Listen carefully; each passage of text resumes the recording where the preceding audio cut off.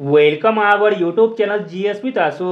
BPSC TRE class 6 to 8 के लिए set practice कराया जा रहा है रुक्मणी प्रकाशन की बुक से, जिसमें आज हम लोग सेट नंबर 14 को लगाने वाले हैं। इससे पहले सेट नंबर 1 से 13 तक ऑलरेडी करा दिया गया है। जो लोग नहीं देखे हैं तो वो लोग एग्जाम से पहले एक बार जरूर देख लीजिएगा, क्योंकि यहाँ से क्वेश्चन बनेंगे आपके एग्जाम में। वीडियो स्टार्ट करने से पहले आप लोगों से एक ही रिक्वेस्ट है, प्लीज़ वीडियो को लाइक और सेशन खत्म होने के बाद किसी भी एक ग्रुप में शेयर जरूर कर दीजिएगा। चलिए शुरू करते हैं और आप लोग भी सोचिएगा अपना आंसर क्या हो सकता है। पहला प्रश्न है, निम्नलिखित में से किस मौर्य राजा के शासनकाल में कलिंग युद्ध लड़ा गया था? तो दोस्तों वह मौर्य राजा थे अशोक, जो कि ऑप्शन में नहीं दिया गया है, इसलिए ऑप्शन नंबर ई सही है, उपयुक्त में से कोई नहीं। अशोक मौर्य राजा के शासनकाल में कलिंग युद्ध लड़ा गया था। अशोक ने अपने राज्याभिषेक के 8वें वर्ष लगभग 261 ईसा पूर्व में कलिंग पर आक्रमण किए और कलिंग की राजधानी तोसली पर अधिकार कर लिए थे। अगला प्रश्न है, स्वामी दयानंद सरस्वती ने एक संगठन डैश जिसने हिंदू धर्म में सुधार का प्रयास किया और इसकी स्थापना की? तो दोस्तों वह संगठन था Arya Samaj, option number A. Swami Dayanand Saraswati ने एक संगठन आर्य समाज जिसने हिंदू धर्म में सुधार का प्रयास किया और उसकी स्थापना की थी। अगला प्रश्न देखते हैं, निम्नलिखित में से कौन ब्रिटिश भारत में भारतीय सिविल सेवा में भर्ती होने वाले पहले भारतीय थे? आंसर है option number C, Satyendranath Tagore. अगला प्रश्न है, निम्नलिखित में से किस गुप्त शासक को उनकी सैन्य उपलब्धियों के कारण भारत का नेपोलियन कहा जाता था? भारत का नेपोलियन कहा जाता था समुद्रगुप्त को, ऑप्शन नंबर सी। अगला प्रश्न देखते हैं, निम्नलिखित में से कौन सी खेड़ा की किसान आंदोलन की मुख्य मांग थी? प्रश्न इंपॉर्टेंट है। खेड़ा के किसान आंदोलन की मुख्य मांग थी राजस्व संग्रह में ढील दी जाए, ऑप्शन नंबर सी। खेड़ा सत्याग्रह जो कि 1918 में चलाया गया था। अगला प्रश्न देखते हैं, रेशम बनाने की तकनीक का आविष्कार सबसे पहले लगभग डैश वर्ष पहले चीन में हुआ था? आंसर है ऑप्शन नंबर ए, 7000 वर्ष पूर्व। रेशम बनाने की तकनीक का आविष्कार सबसे पहले लगभग 7000 वर्ष पहले चीन में हुआ था। अगला प्रश्न देखते हैं, इंपॉर्टेंट है, गांधी इरविन समझौते पर किस वर्ष हस्ताक्षर किए गए थे? गांधी इरविन समझौते पर हस्ताक्षर किए गए थे 1931 में, ऑप्शन नंबर सी। अगला प्रश्न है, निम्नलिखित यूनानी शासकों में से किसने मेगास्थनीज को चंद्रगुप्त मौर्य के दरबार में भेजा था? तो दोस्तों वह यूनानी शासक थे Seleucus Nicator, option number C. यूनानी शासकों में सेल्यूकस निकेटर ने मेगास्थनीज को चंद्रगुप्त मौर्य के दरबार में भेजा था। अगला प्रश्न देखते हैं, इंपॉर्टेंट प्रश्न है, महात्मा गांधी ने दक्षिण अफ्रीका में कौन सी अखबार शुरू किए थे? आंसर है option number A, Indian opinion. अगला प्रश्न है, भारतीय राष्ट्रीय कांग्रेस की पहली महिला अध्यक्ष का नाम बताइए? आंसर है option number C, Annie Besant. Annie Besant 1917 में कोलकाता अधिवेशन की अध्यक्षता की थी। अगला प्रश्न देखते हैं, इंपॉर्टेंट है, इंडिया डिवाइडेड पुस्तक के लेखक कौन हैं? इंडिया डिवाइडेड पुस्तक के लेखक है Rajendra Prasad, option number B. अगला प्रश्न है, दक्षिण अफ्रीका से भारत लौटने के बाद महात्मा गांधी ने 1916 में किस विश्वविद्यालय में पहली बार सार्वजनिक तौर पर संबोधित किया था? तो दोस्तों वह विश्वविद्यालय था बनारस हिंदू विश्वविद्यालय, ऑप्शन नंबर ए। दक्षिण अफ्रीका से भारत लौटने के बाद महात्मा गांधी ने 1916 में बनारस हिंदू विश्वविद्यालय में पहली बार सार्वजनिक तौर पर संबोधित किया था। अगला प्रश्न देखते हैं, मॉन्टेस्क्यू द्वारा लिखित पुस्तक का नाम बताइए? मॉन्टेस्क्यू द्वारा लिखित पुस्तक का नाम हो जाएगा the spirit of laws, option number B.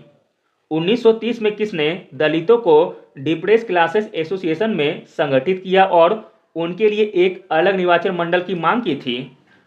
तो दोस्तों वह थे B R. Ambedkar, option number C. अगला प्रश्न देखते हैं, इंपॉर्टेंट है, मोतीलाल नेहरू ने परिषद राजनीति में वापसी के लिए बहस करने हेतु कांग्रेस के भीतर स्वराज पार्टी का गठन किसके साथ किया था? आंसर है ऑप्शन नंबर सी, सी.आर. दास के साथ। अगला प्रश्न है, भारत के पूर्वी तट पर स्थित इनमें से किस स्थान पर अंग्रेजों ने 1611 में अपना पहला कारखाना खोला था? आंसर है ऑप्शन नंबर ए, मछलीपट्टनम में। अगला प्रश्न देखते हैं, इंपॉर्टेंट है। आयरकुट के नेतृत्व में ब्रिटिश सेना ने कब पोर्टोनोवा में हैदर अली को हराया और मद्रास को बचाया था? आंसर है ऑप्शन नंबर बी, जुलाई 1781 में। अगला प्रश्न देखते हैं, निम्नलिखित में से किस अधिनियम ने भारत में कंपनी के व्यापारिक एकाधिकार को समाप्त कर दिया और इसे चाय और चीनी देश के साथ व्यापार के अलावा सभी ब्रिटिश अधीनस्थ कारोबारों के लिए खोल दिया? तो दोस्तों वह अधिनियम था 1813 का चार्टर अधिनियम, ऑप्शन नंबर बी।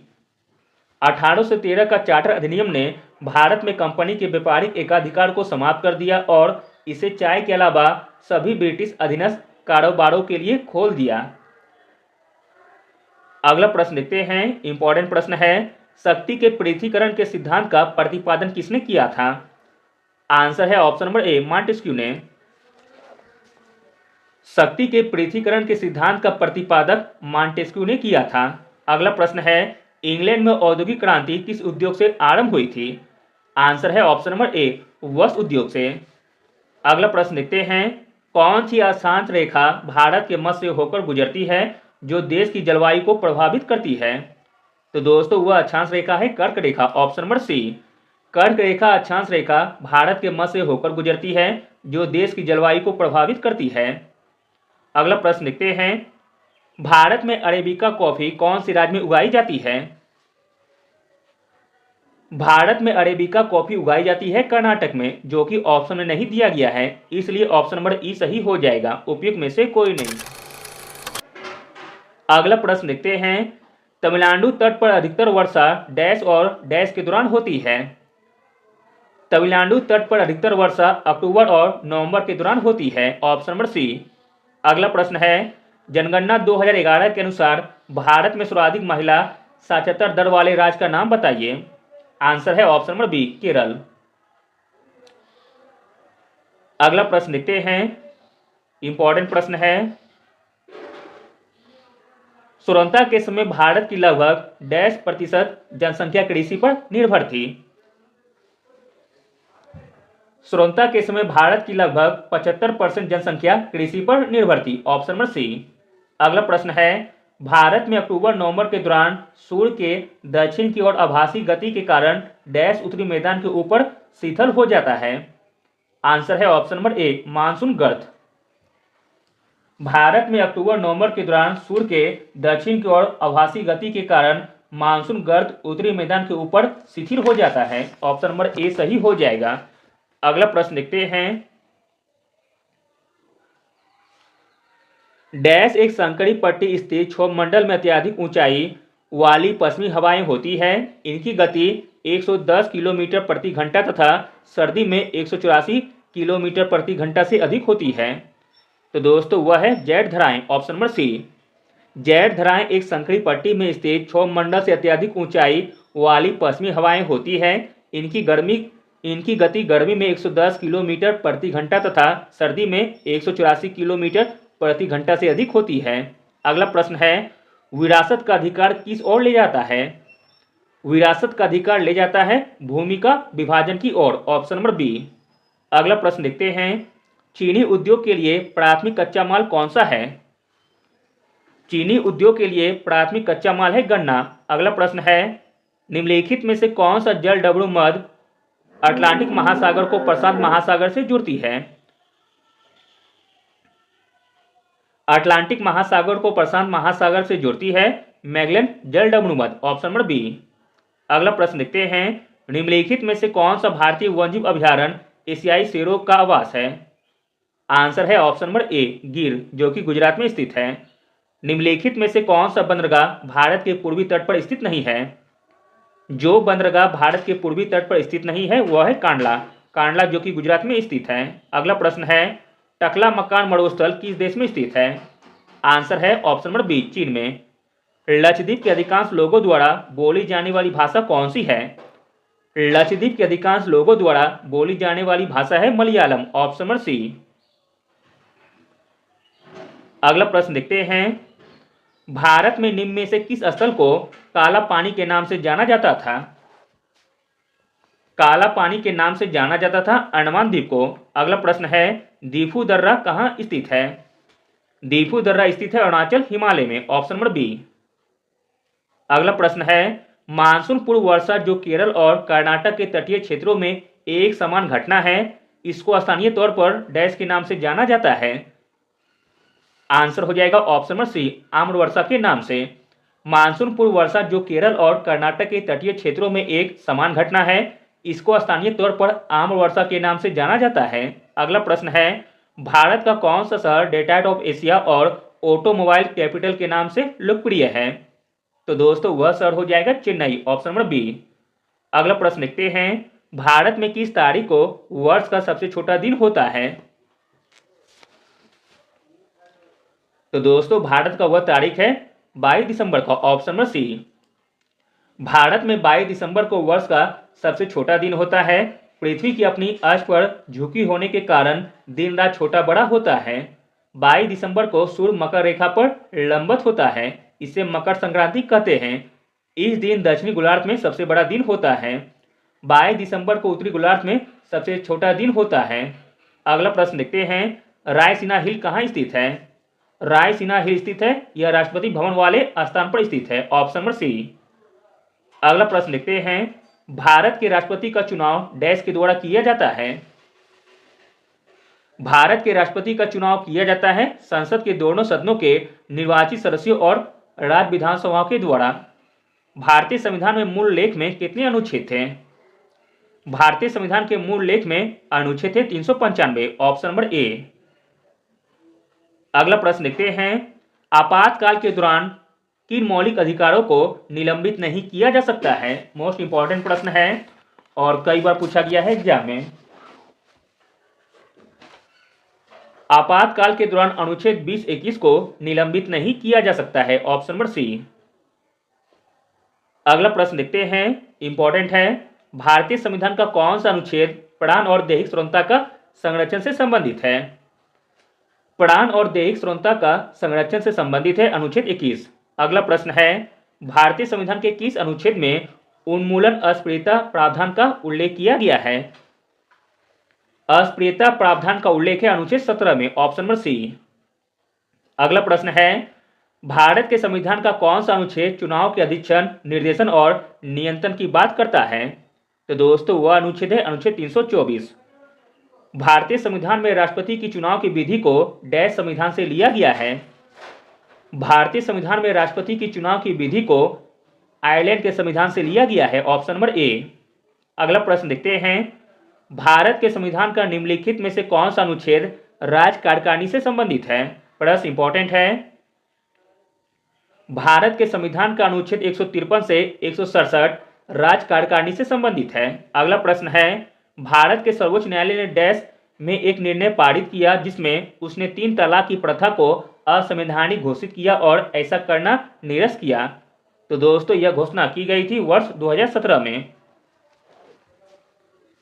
भारत के सर्वोच्च न्यायालय ने 2017 में एक निर्णय पारित किया जिसमें उसने 3 तलाक की प्रथा को असंवैधानिक घोषित किया और ऐसा करना निरस्त किया।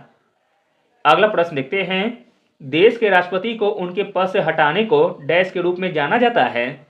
आंसर है ऑप्शन नंबर सी, महाभियोग के नाम से। अगला प्रश्न है, भारतीय संविधान में अंतिम अनुच्छेदों को संख्या डैश दी गई है? मई 2022 तक प्राप्त जानकारी के अनुसार। आंसर हो जाएगा ऑप्शन नंबर बी, 395। भारतीय संविधान में अंतिम अनुच्छेदों की संख्या 395 दी गई है। अगला प्रश्न लिखते हैं, इंपॉर्टेंट है, स्वतंत्रता के बाद भारत की संविधान सभा के अध्यक्ष कौन थे? आंसर है option number B, doctor Rajendra Prasad. अगला प्रश्न लिखते हैं, इंपॉर्टेंट प्रश्न है, प्रथम लोकसभा अध्यक्ष का नाम बताइए। प्रथम लोकसभा अध्यक्ष का नाम हो जाएगा जीवी मावलकर। अगला प्रश्न है, भारतीय संविधान में मौलिक अधिकार किस संविधान से अंगीकार किए गए हैं? तो दोस्तों मौलिक अधिकार लिया गया है संयुक्त राज्य अमेरिका से, जबकि मौलिक कर्तव्य लिया गया है रूस से। अगला प्रश्न देखते हैं, संविधान के इनमें से किस अनुच्छेद में केंद्रीय बजट को वार्षिक वित्तीय विवरण के रूप में संदर्भित किया गया है? आंसर है ऑप्शन नंबर बी, अनुच्छेद 112 में।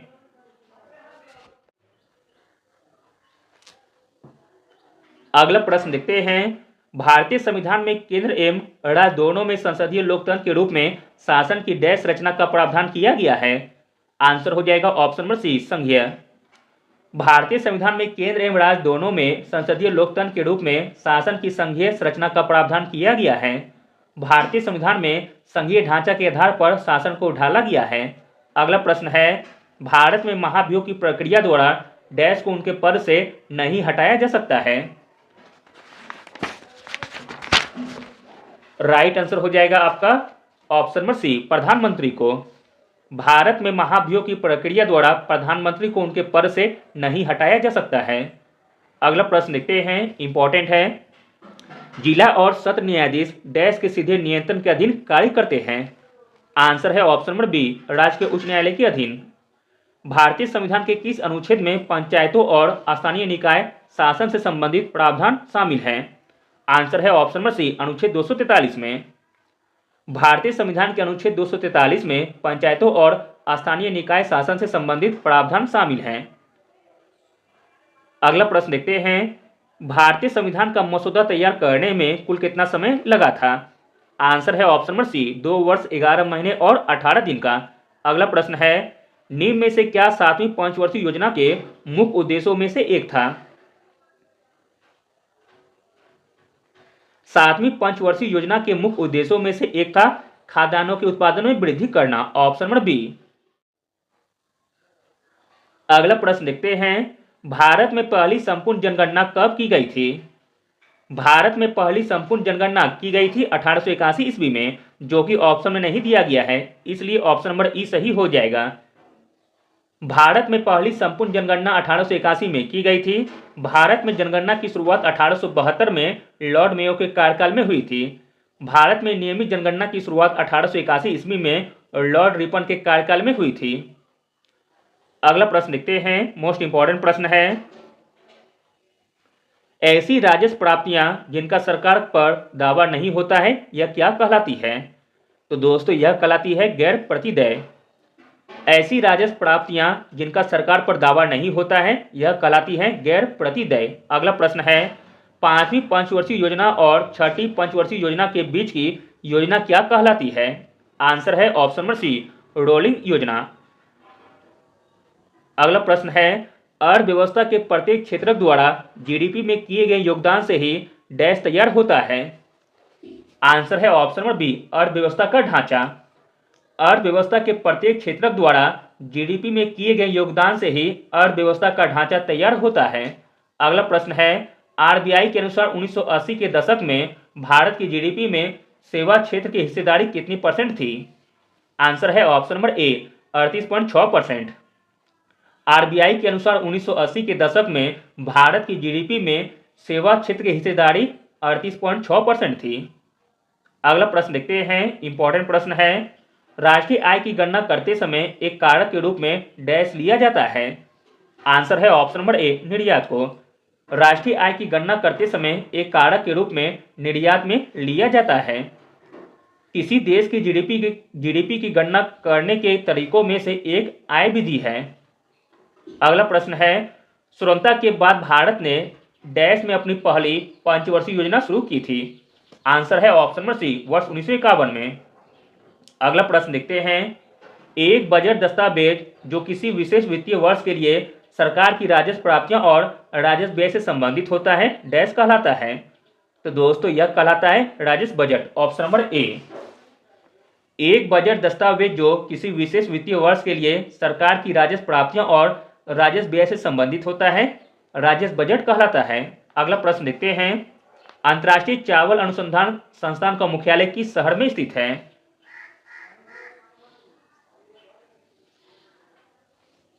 अंतर्राष्ट्रीय चावल अनुसंधान संस्थान का मुख्यालय स्थित है लॉस बनोस में। Option number B, Los Banos Philippine देश में स्थित है। अगला प्रश्न देखते हैं, निम्नलिखित में से कौन सा राष्ट्रीय सामाजिक सहायता कार्यक्रम का भाग नहीं है?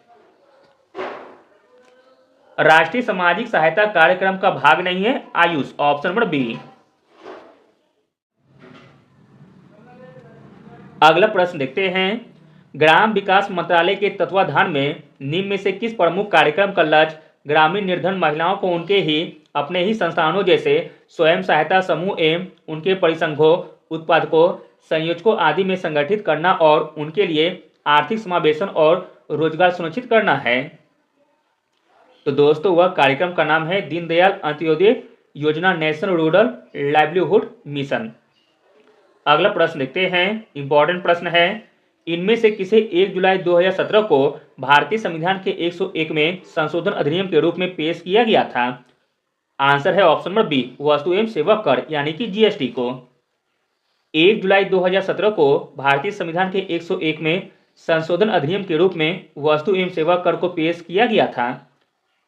अगला प्रश्न देखते हैं, निम्नलिखित में से कौन सी सतत विकास 2030 के लिए यूएन का एजेंडा नहीं है? सतत विकास 2030 के लिए यूएन का एजेंडा नहीं है, वह है विश्व की कुल जनसंख्या 1/3 तक कमी करना। अगला प्रश्न है, निम्नलिखित में से कौन सी भारत की सबसे बड़ी तेल कंपनी है?